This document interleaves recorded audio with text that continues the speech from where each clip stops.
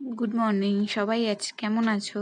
আমি সকাল সকাল চলে এসেছি একটা অগোছালো ঘর নিয়ে, যেটা আমাকে এখন পরিষ্কার করতে হবে। বেসিনের অবস্থা, গ্যাসের স্ল্যাবের অবস্থা কি দেখো। তার মধ্যে আমি আটা মেখে রেখেছি আর তরকার ডাল ভিজিয়ে রেখেছি। ডাল করব আর রুটি করব ব্রেকফাস্টের জন্য।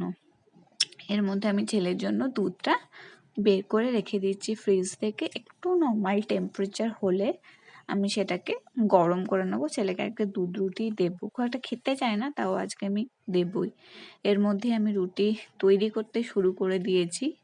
আর রুটি তৈরি করতে করতে চলো তোমাদের সাথে কিছু গল্প করা যাক। কি হতো না, আমি প্রথমে রুটি একদম করতে পারতাম না। আটা মাখতে গেলে হাতের মধ্যে চ্যাট চ্যাট করতো, লেগে যেত, দেখলেও একটা অস্বস্তি, আর মানে কিরকম একটা লাগতো যেন। আমি একদম করতেই পারতাম না, বিরক্ত লাগতো, কখনো করতেও হয়নি। রুটি বেলতে পারতাম না, আটা মাখতে পারতাম না। কিন্তু ওই যে বলে মেয়েদের জীবন সময়ের সাথে সাথে সব শিখে যায়।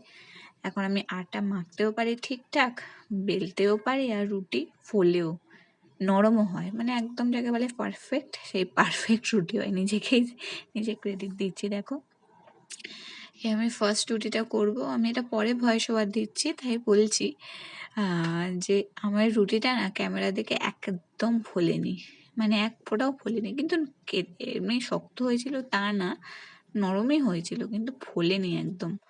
প্রথমে আমি যখন রুটি করতাম না, পুরো মাঝখানটা পাপ্পড় হয়ে যেত। কেন হয়ে যেত আমি জানতাম না, বুঝতেও পারতাম না। বাই ডে সেটা ঠিক হয়ে গেছে।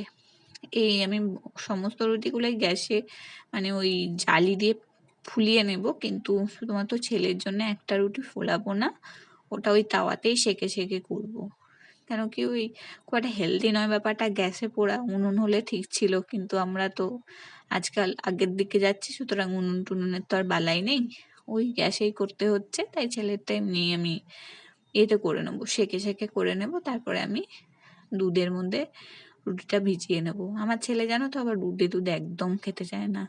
ওকে পুরো স্ম্যাশ করে তারপরে, মানে যাতে ওর মুখে রুটিটা বুঝতে না পারে সেইভাবে ও খায়। এখন রুটি করে নিয়ে আমি বাসনটা মেজে নেব। দেখো, এক চটকিতে আমার বাসন মাজা কমপ্লিট। সমস্ত বাসন মাজা কমপ্লিট হয়ে গেল।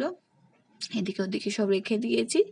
এরপরে আমি ভাতের চাল ভিজিয়ে নিয়েছি, রুটি ভিজিয়ে নিয়েছি ছেলের। আমাদের জন্য রুটি দেখো অল ডান।